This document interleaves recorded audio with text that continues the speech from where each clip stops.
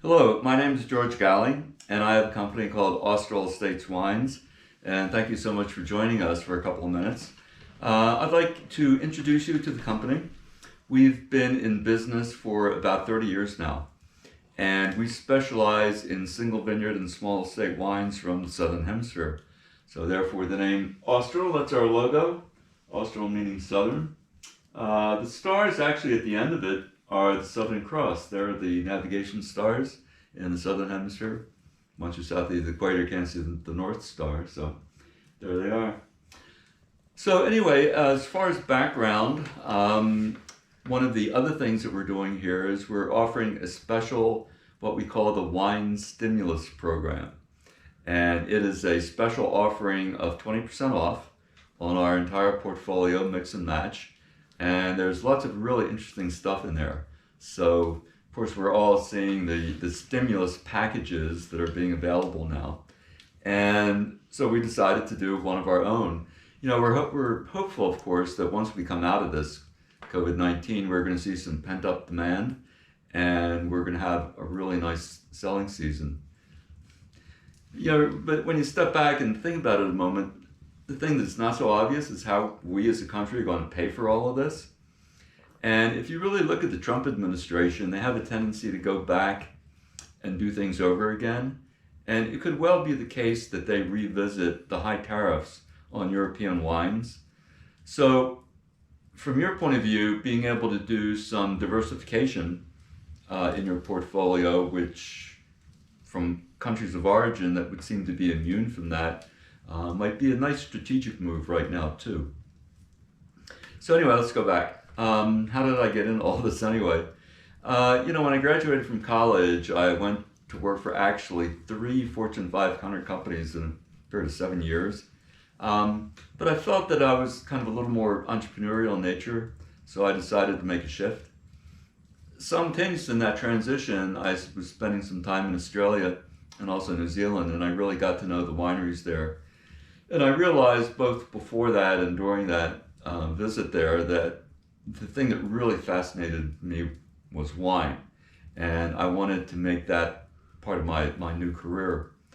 So when I first started, I was selling my wines directly here in Metro New York. And I remember one afternoon I had an appointment with Karen King, the buyer at Union Square Cafe. And I walked in for my appointment and we said hello, and you know, she said, "You know, George, the guy at the end of the bar there is Robert Parker." So I took a deep breath and I walked down to the end of the bar and introduced myself. And we spoke for just a couple of minutes because you know he was there to have lunch with one of his friends. But at the end of it, he said, "Well, George, why don't you come down to Baltimore and I'll taste through your portfolio."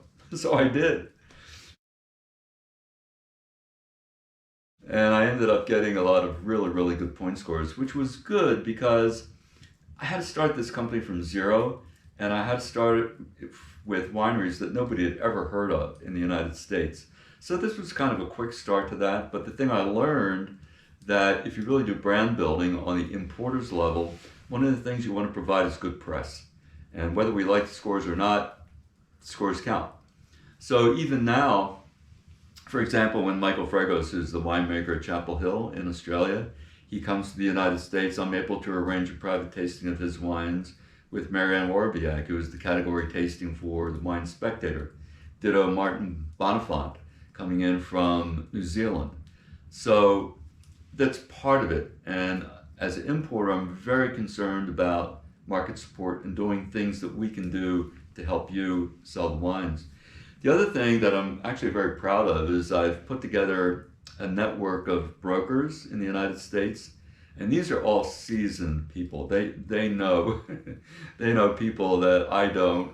You know, we have our sales meetings every month by way of GoToMeeting, virtual sales meetings, and I take notes during those meetings. So I think you'll find them a great asset in selling the wine. So let's get back to the basics here. The basics are the vineyard. When you think about it, it all starts at the vineyard. And also as part of the support is authenticity of the narrative. Very, very important to bring that to market, particularly with some of the younger wine drinkers. So to me, part of that story is when, and you can only do this in the single vineyard and small estate level, when the winemaker walks out of his winery and he walks right into the vineyard, and his objective is to put together that vineyard with that winery, that's where the sparks fly. That's where the innovation is. That's where things become really interesting.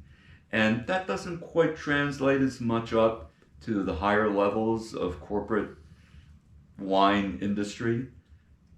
Yeah, if you really step aside from it, we all know the guys that run the big wine companies, big importing companies. And the interesting thing is, as you look through their own private cellars, they've got these single vineyard and small estate wines in their cellars because they're interested in what's on the edge, what's new, how vineyards and wine are being translated, winemaking being translated. So hopefully, if there's a place for these single vineyard and small estate wines in their wine cellars, hopefully there'll be that kind of place for an importer as Austral Estates in your own portfolios, because I think that the industry is big enough for all of us, and this adds a point of difference to that kind of portfolio. So what's new? What's new for us is Uruguay. Emerging category, lots of interest in it. We've only made a few placements with distributors on it, but the interesting thing is each one of them has done very well with it. They've come back with 2 and 3 and 4 reorders, only having had the wines for a year. One of them is Traversa. Nothing is that big in Uruguay, but this is the largest winery in Uruguay. So what it does, it provides scalability. If this brand really takes off, that's really a good thing. And it also provides the entry price points out of Uruguay. So if you think about wine by the glass programs, try something new. Part of the wine by the glass spin is joy of discovery, try something new. How many people on the consumer level have tried wine from Uruguay? But you buy a glass, you're not buying a bottle, but that's part of the joy of the trial. And by the way, this is a $56 FOB wine out of a CWT warehouse in San Jose, California. So it's clearly within that wine by the glass realm.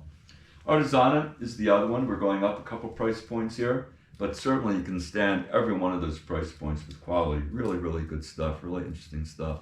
So that's kind of new for us as a area of origin.